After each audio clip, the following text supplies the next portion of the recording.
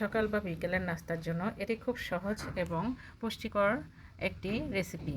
এর জন্য আমি 1.5 কাপের মতো ময়দা নিয়ে নিয়েছি, সামান্য লবণ এবং সামান্য চিনি আর 2 টেবিল চামচ সয়াবিন তেল দিয়ে আটাগুলো মেখে নিয়ে নিচ্ছি। এখন এটাতে উষ্ণ গরম দুধ সামান্য করে দিয়ে মেখে নিচ্ছি। মাখাতে মাখাতে একটি নরম ডো তৈরি করব। দেখতে পাচ্ছেন এই যে ডোটা তৈরি হচ্ছে, এটা মেখে রেস্টে রেখে দেব এক সাইডে। খুব দ্রুত এটা করা যায় এবং খুবই পুষ্টিকর। বাচ্চারা যদি খেতে না চায় তার জন্য এভাবে আমরা তৈরি করে দিতে পারি। ডো তৈরি করে আমি এক সাইডে আধা ঘন্টার জন্য রেস্টে রেখে দিয়েছি। এই ফাঁকে আমি কিছু মাশরুম কিমা করে নিচ্ছি, কিছু পেঁয়াজ কিমা করে নিব এবং চিকেন কিমা করে নিব। এখন চুলায় প্যান চাপিয়ে তেল দিয়েছি। তেল গরম হয়ে আসলে তাতে পেঁয়াজ দিয়েছি, কাঁচামরিচ দিয়েছি। এতে নাড়াচাড়া করে এর মধ্যে মুরগির কিমাগুলো দিয়ে দিচ্ছি। সামান্য লবণ দিচ্ছি, সামান্য হলুদ দিচ্ছি, মরিচের গুঁড়া আধা চা চামচ দিয়ে দিচ্ছি। আপনারা যে যেমন ঝাল খান ওইভাবে দিবেন। এরপরে গ্রেট করা গাজর দিয়ে দিচ্ছি, কিউব করা গাজর। এগুলো নেড়ে চেড়ে এর মধ্যে আমি দেখুন গাজর দেওয়ার পরে এটার কালার কত সুন্দর চমৎকার লাগছে। এরপরে মাশরুমগুলো দিয়ে দিচ্ছি। এরপরে কিছু চাট মশলা দিয়ে দিচ্ছি, কিছু টমেটো কেচাপ দিচ্ছি। এগুলো নেড়ে চেড়ে মুরগিগুলো ভুনা হয়ে আসলে এর মধ্যে সামান্য গোলমরিচ গুঁড়া দিয়ে দিচ্ছি।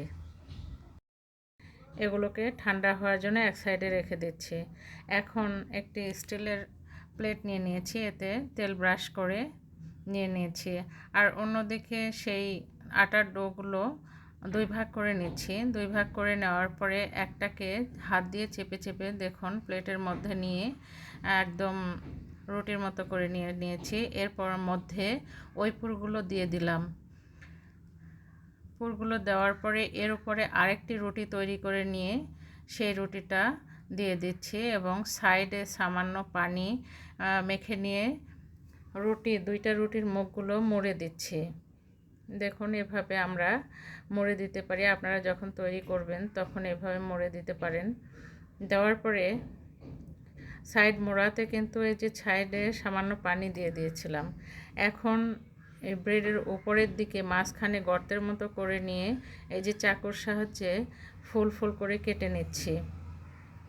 ডিজাইন করার জন্য আপনারা এভাবে নিতে পারেন, বাচ্চারা দেখে যেন এর প্রতি আকৃষ্ট হয়। এরপরে মাঝখানে একটা ডিমের কুসুম দিয়ে দিচ্ছি আর ডিমের কুসুমটা চারিদিকে ভেঙে রুটির গায়ে মেখে দিচ্ছি। দেখুন কত সুন্দর একটা কালার এসেছে। রুটির অংশের ওপরে কিছু বাটার লাগিয়ে দিয়েছি। এখন চুলায় প্যান চাপিয়ে প্যানের উপরে একটি স্ট্যান্ড বসিয়ে দিয়ে ওই প্লেটটি সুন্দর করে স্ট্যান্ডের উপরে দিয়ে দিচ্ছি। আর প্যানটি আগেই প্রিহিট দিয়ে নিয়েছিলাম। এখন প্লেট দেওয়ার পরে চারিদিকে 8-10 মিনিট এতে তাপ দেওয়ার পরেই আমাদের তৈরি হয়ে গিয়েছে ব্রেকফাস্টটি।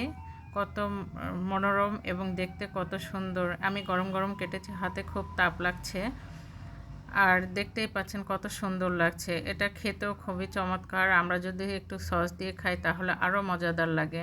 ভিডিওটি পছন্দ হলে লাইক দিবেন, শেয়ার করবেন আর চ্যানেলটি সাবস্ক্রাইব করে পাশে থাকবেন। ধন্যবাদ সবাইকে পাশে থাকার জন্য।